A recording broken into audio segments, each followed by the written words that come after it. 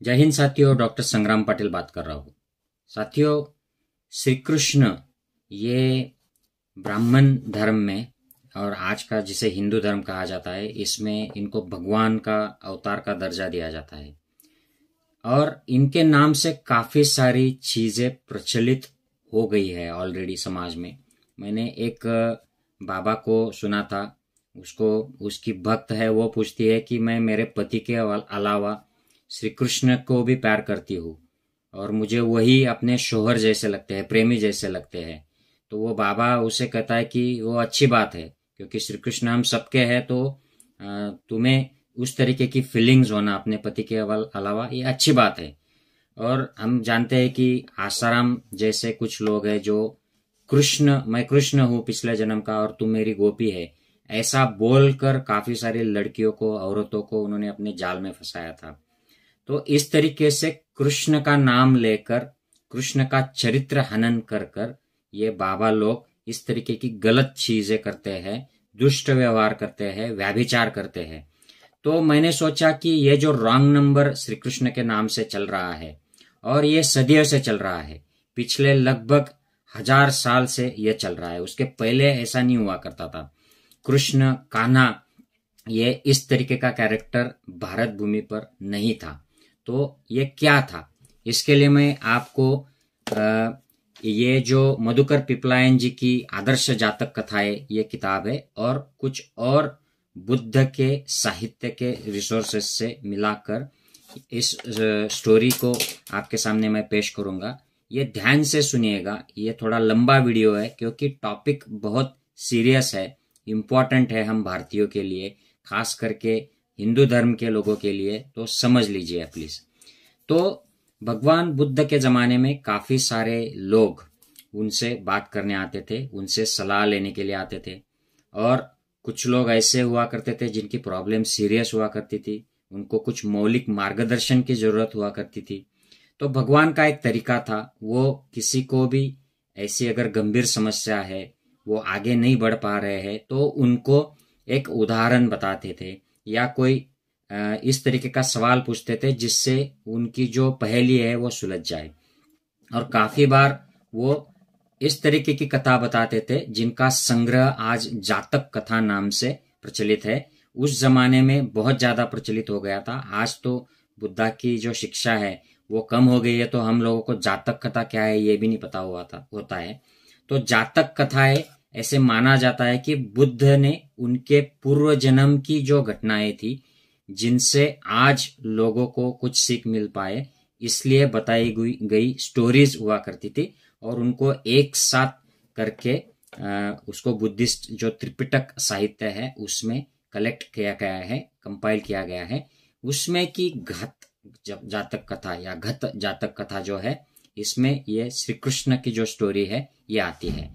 तो जातक कथा जो है, इसमें घत जातक कथा जो है, इसमें श्री कृष्ण, कान्हा, इनका नाम श्री कृष्ण नहीं है, इनका नाम है वासुदेव। और ये 10 भाई जो है ये जन्म लेते हैं, ये एक प्रिंसेस के पेट से जन्म लेते हैं और उनकी एक बहन भी होती है। तो सबसे पहले ये कथा भगवान ने कब सुनाई थी, किस सिलसिले में सुनाई थी? तो ये एक जैतवन विहार में भगवान जब ज्यादा उनकी जो शिक्षा है वहां से दी गई है और इस विहार में एक जमींदार था, वो वही इलाके में रहता था, उसका बेटा मर गया, वो बड़ा दुखी हो गया और उसने खाना पीना छोड़ दिया। भगवान को जब ये पता चला तो वो उनके घर गए दूसरे दिन और वहां पर उन्होंने उनको, उस जमींदार को ये कथा सुनाई थी कि कोई अपना करीबी रिश्तेदार मर जाने पर कैसे रिएक्ट करना चाहिए, कैसे रिएक्ट नहीं करना चाहिए। घत जातक कथा और कुछ एक दो और बुद्धा के साहित्य से मैंने ये रिकॉर्ड किया है। उत्तरापथ में अस्सीतंजन नगर के राजा महाकंस की 3 संतानें थी। बड़े पुत्र का नाम कंस था, छोटे पुत्र का नाम उपकंस तथा पुत्री का नाम देवगर्भा था।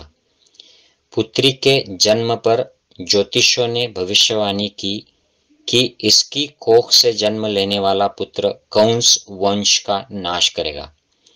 राजा के मरने के बाद कंस राजा हुआ। उसका भाई उपकंस उपराजा बना। राजा कंस ने सोचा बहन को मारने से निंदा होगी, अतः उसने उसके लिए एक खंबे वाला महल बनवाया और उसमें उसे अलग से रखा। वहां दासी नंदगोपा और उसके पति अंधक वेणु को पहरे पर बिठा दिया। उसी समय मथुरा के राजा महाअसगर के 2 पुत्र थे। बड़े पुत्र का नाम सागर था और छोटे पुत्र का नाम उपसागर। राजा के मरने के बाद सागर मथुरा का राजा हुआ और उपसागर उपराजा बना।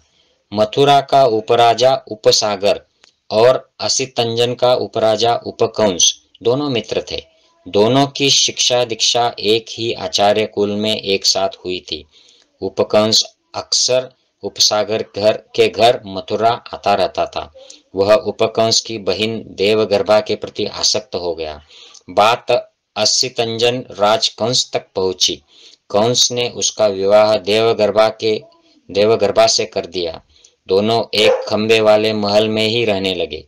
महल की पहरेदारी पर पहले ही से दासी नंदगोपा और उसका पति अंधक वेणु नियुक्त थे। एक दिन देवगर्भा के गर्भ ठहरने की खबर असितंजन राजकंस को मालूम पड़ी।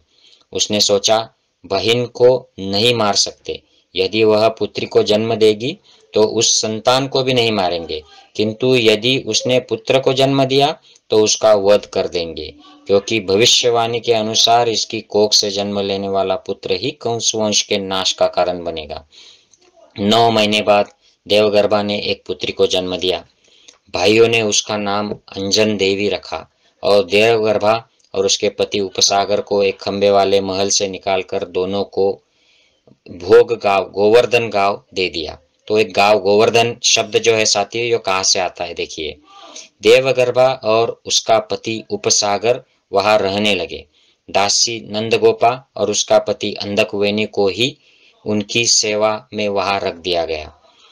नाउ गोवर्धन गांव में रहते हुए देवगर्भा को फिर गर्भ ठहरा। दासी नंदगोपा को भी उसी दिन गर्भ ठहरा। 9 महीने बाद एक ही दिन देवगर्भा ने एक श्याम वर्ण पुत्र को जन्म दिया और दासी नंदगोपा ने पुत्री को। देवगर्भा ने पुत्र के मारे जाने के डर से पुत्र को छिपाकर दासी नंदगोपा के पास भिजवा दिया और उसकी पुत्री अपने पास मंगवा ली। शिशु जन्म की बात कंस बंधुओं को बताई गई। उन्होंने पूछा पुत्र हुआ है या पुत्री? उत्तर पुत्री। पालन करो, ऐसा कहकर दोनों भाई कंस और उपकंस संतुष्ट हुए। इस प्रकार देवगर्भा ने क्रमशः 10 पुत्र को जन्म दिया और दासी नंदगोपा ने 10 पुत्रियों को। पुत्रों का पालन पोषण नंदगोपा और अंधक वेणु मिलकर करने लगे और पुत्रियों का देवगर्भा और उपसागर। देवगर्भा के श्याम वर्ण ज्येष्ठ पुत्र का नाम वासुदेव कान्हा, दूसरे का बलदेव, तीसरे का चंद्रदेव, चौथे का सूर्यदेव, 5वें का अग्निदेव, 6ठे का वरुण देव, 7वें का अर्जुन, 8वें का प्रद्युम्न, 9वें का घत पंडित और 10वें का अंकुर नाम रखा गया। ये सभी अंधक वेणु दास पुत्र के नाम से प्रसिद्ध हुए। बड़े होकर ये सभी 10 भाई नगर में लूटपाट करने लगे। असितंजन नगरवासियों ने राजा से शिकायत की। राजा ने अंधक वेणु को बुलाकर धमकाया, अपने पुत्रों को संभाल कर रखो वरना अच्छा नहीं होगा। अंधक वेणु साधारण दास था। उसने मृत्यु से भयभीत होकर अभयदान की याचना की और कहा, महाराज ये मेरे पुत्र नहीं है, देवगर्भा और उपसागर के पुत्र है। यह सुनते ही असितंजन राज कंस डर गया। उसे ज्योतिषवाणी याद आई। उसने अपने अमात्यों को बुलाया और कहा, इन्हें किस उपाय से पकड़ा जाए। अमात्यों ने राजा को सलाह दी, देव ये सभी मल्ल है, कठोर स्वभाव के हैं, शक्ति युक्त है। हमारे पास भी 2 अजय मल्ल है, उनसे इनकी कुश्ती करवाकर उन्हें मरवाया जाए। राजा ने उनकी बात मान ली। कुश्ती मंडप बनवाकर अखाड़ा तैयार करवाया गया। कुश्ती हुई, मल्ल युद्ध हुआ। नगरवासी अब तमाशा देख रहे थे। बलदेव ने दोनों मल्लों को जमीन कर पीट मारकर अखाड़े से बाहर फेंक दिया। उसने पहले मल्ल को सिर पटककर मार दिया और दूसरे को भी मार दिया। यह देखकर राजा स्वयं उठा और अपने सैनिकों को आदेश दिया, इन दुष्ट दास पुत्रों को पकड़ो, ये कहीं जाने न पाए। उसी समय वासुदेव यानी कृष्ण ने अपना चक्र घुमाया। मित्रों, ये चक्र जो होता था ये शार्प चक्र हुआ करता था और उसको हाथ से घुमाकर मारकर फेंकते थे, तो उससे सामने वालों को इंजुरी होती थी और उसकी गर्दन कटती थी और वो उसको मारना बेसिकली एम होता था। तो ये चक्र हाथ से घुमाकर फेंका जाता था। ये अपने आप नहीं घूमता था, जैसे ब्राह्मण ग्रंथों में दिखाया जाता है कि उंगली में चक्र घूम रहा है। उससे इस चक्र से कंस और उपकंस दोनों भाइयों के सिर कटकर गिर गए। नगरवासी भयभीत होकर वासुदेव के यानी कृष्ण के चरणों में गिर पड़े और कहने लगे, देव हमारी रक्षा करे। इस प्रकार भविष्यवाणी को सत्य करते हुए देवगर्भा के ज्येष्ठ पुत्र ने कंस वंश का नाश कर दिया, यानी कृष्ण ने कंस वंश का नाश कर दिया। उन्होंने कंस के असितंजन नगर पर अधिकार कर लिया। अपने माता पिता का वहां का राज्य लेने युद्ध विजय के लिए निकल पड़े। क्रमशः विजय करते हुए वे द्वारवती यानी द्वारका, देखिए ये द्वारका जो नाम है कि कहाँ से आता है, ये इस जातक कथा से आता है। तो वो द्वारका पहुंचे। यह नगर समुद्र के बीच एक द्वीप से बसा हुआ था। कठिन युद्ध कौशल से उन्होंने नगर पर विजय प्राप्त कर ली। द्वारका नगर को 10 हिस्सों में उन्होंने बांट लिया और 10 भाइयों में 10 भाई उनके राजा बन गए। ऐसे कहा जाता है कि उनमें से जो एक भाई था सबसे छोटा, उन्होंने राज्य करने से इनकार किया और कहा कि मैं व्यापार करूंगा और ये राज्य बहन को दिया जाए, अंजन देवी को। और उनके समय द्वारका नगरी जम्बू द्वीप से संपन्न नगरी हुआ करती थी।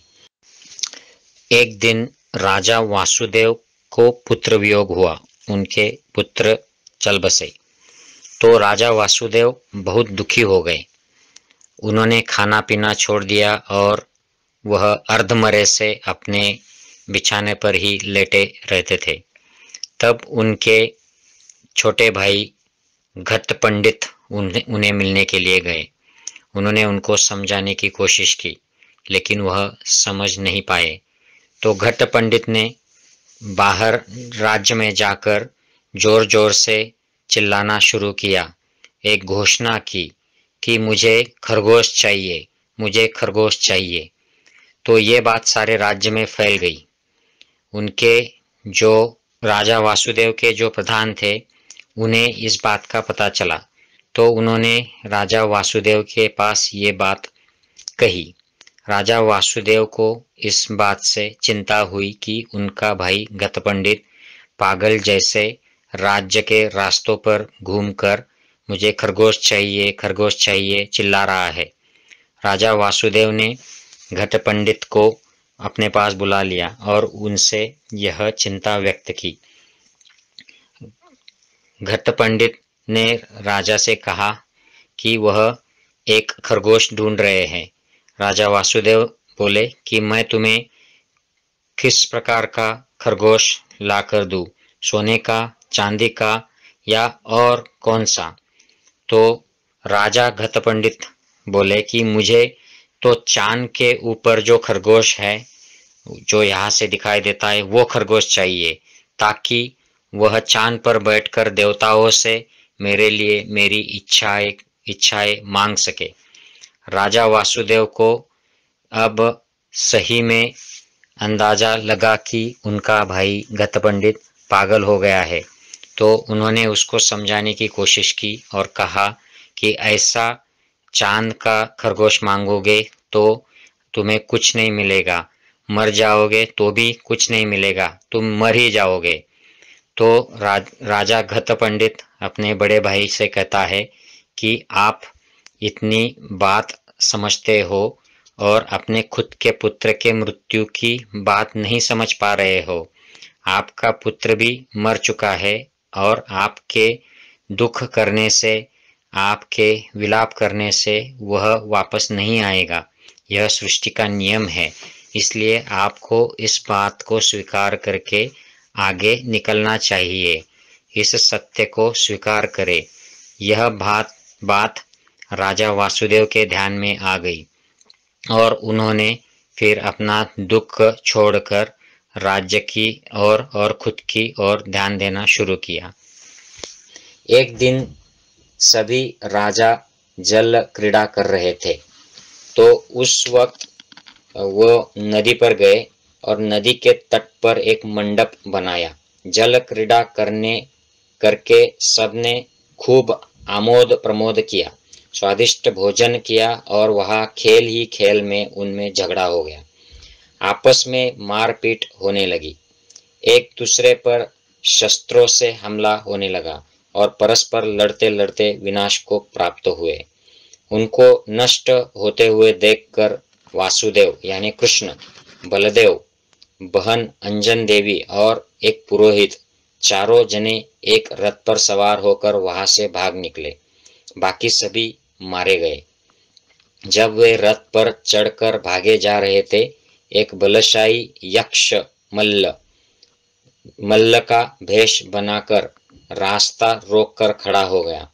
और ऐसे कुछ जगह पर लिखा है साथियों कि ये जो यक्ष था, जो मल्ल का भेष बदलकर इनके रास्ते में आ गया, कृष्ण, बलदेव, अंजन देवी और पुरोहित के रास्ते में, ये जो वासुदेव ने जिन दो लोगों को मारा था, दो मल्लों को मारा था, उनमें का एक मल्ल था और उसने दूसरा जन्म ले लिया था और वो यक्ष के रूप में था और उसने फिर मल्ल का रूप धारण कर उनसे बदला लेने के लिए उनके सामने आया था।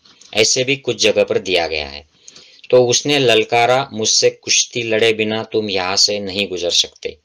बलदेव ने उसे देखकर वासुदेव से कहा, भाई मैं इसके साथ लड़ूंगा। यक्ष गरजता, थापी मारता आगे बढ़ा। उसने बलदेव को रथ से पकड़ नीचे गिराया और उसे मूली की तरह खा गया।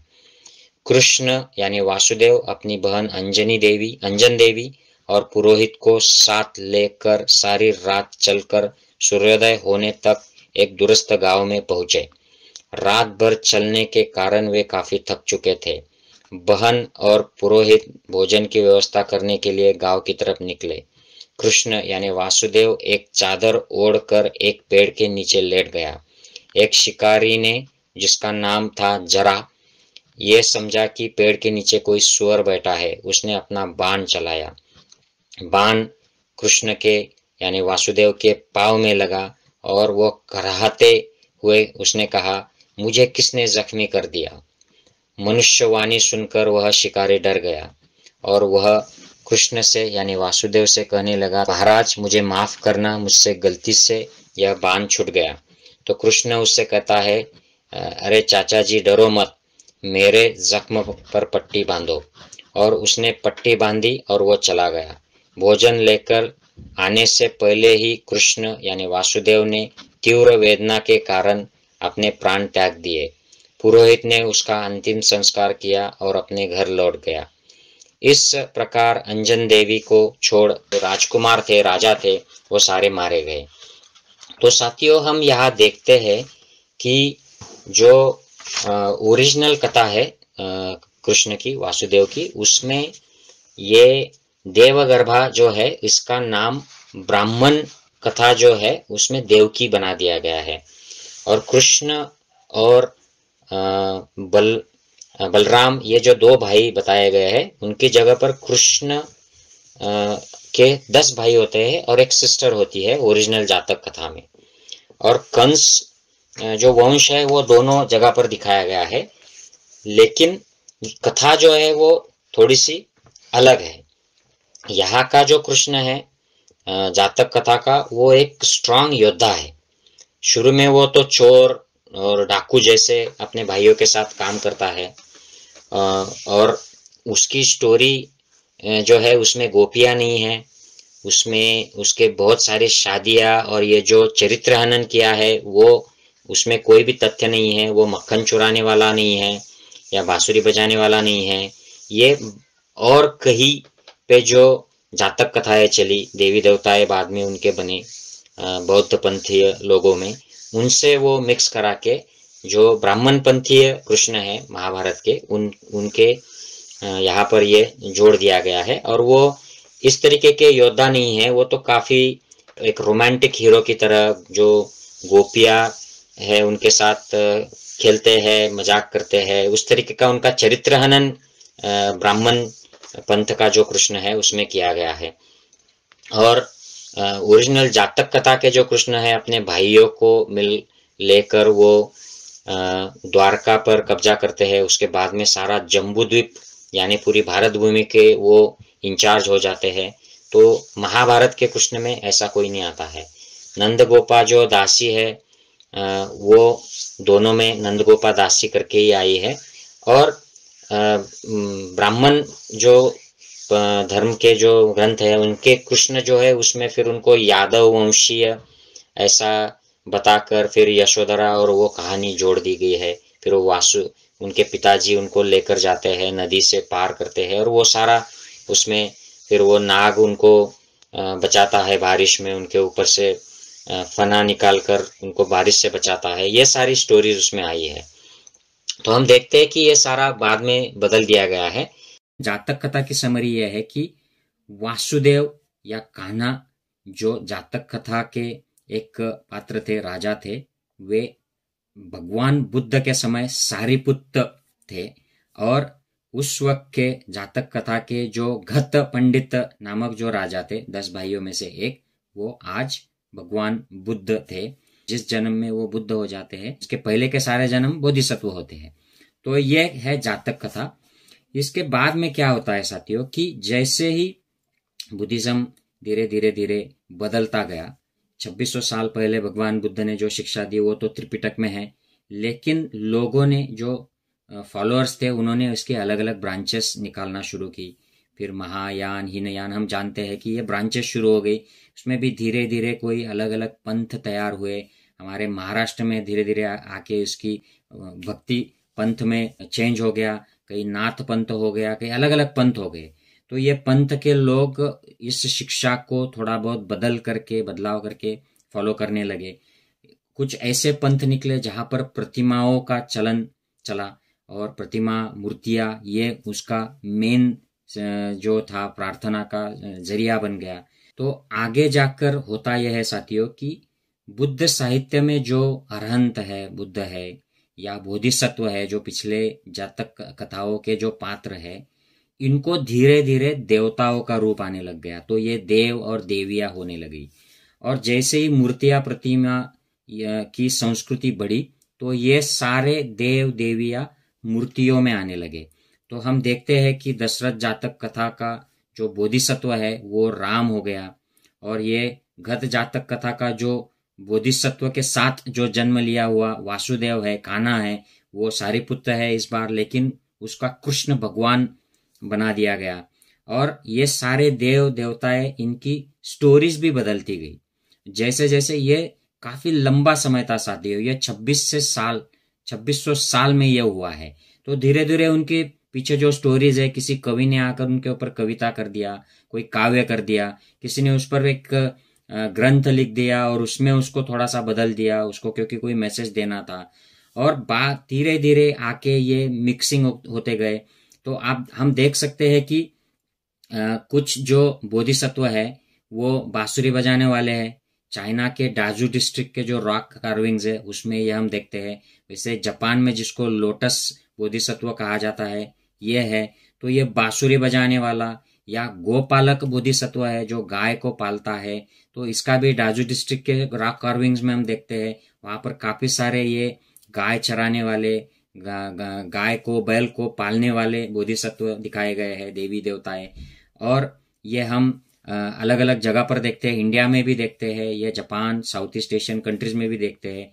फिर ये सारी क्वालिटीज मिलाकर इसका एक पात्र बन जाता है और वो कृष्ण होता है। और शंकराचार्य का समय जो था कि 8th 9th सेंचुरी है, यहाँ पर आते आते जो एग्जिस्टिंग जय नाम का ग्रंथ है, जो भारत होता है, और भारत का जब महाभारत होता है, ये काफी लंबे समय की प्रक्रिया है। इसको शायद 100-200 साल लगे होंगे या उससे भी ज्यादा लगे होंगे।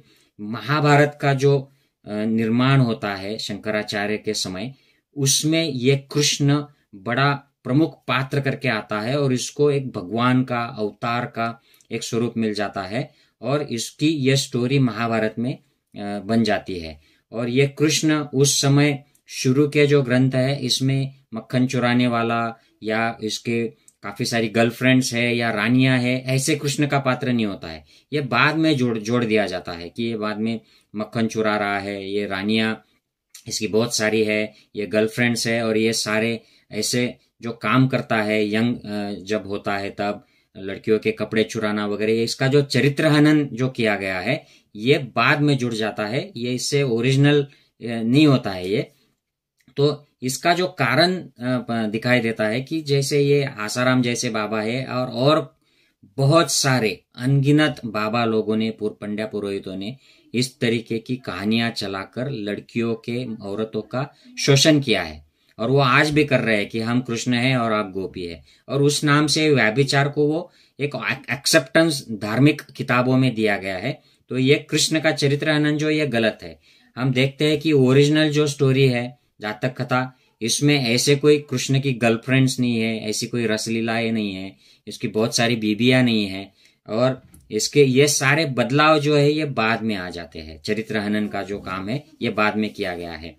तो हम देखते हैं साथियों कि ये जो कृष्ण का जो पात्र था, ये वासुदेव का जो पात्र था, ये सारिपुत्र का पिछले जन्म का पात्र था, जो भगवान बुद्ध ने जैतवन में ये सुनाया था, और ये घत जातक में आता है। और इसको बदलते बदलते बदलते ये पहले बुद्धिस्ट देवी देवताओं का एक अंग हुआ करता था, फिर बाद में जैसे बुद्धिज्म कमजोर होता गया तो 11वीं 12वीं सदी में इसको अवतार बना दिया गया ब्राह्मण धर्म का। और महाभारत जब वह एस्टैब्लिश हो गया तो उसका महाभारत का जो भगवत गीता का जो पार्ट है ये इनके मुंह से सुनाया गया, जबकि वो लिखा था ब्राह्मण पुरोहितों ने शंकराचार्य के समय पर। और वो भी कहाँ से लिया था, तो जो ओरिजिनल धम्मपद बुद्धिस्ट लिटरेचर है उसको मॉडिफाई करके ये भगवत गीता बनाया गया है। ये मैं नहीं कह रहा हूँ, ये बहुत सारे जो विद्वान लेखक है, बाबा साहब अम्बेडकर हो या स्वामी विवेकानंद जी हो या और भी कोई जो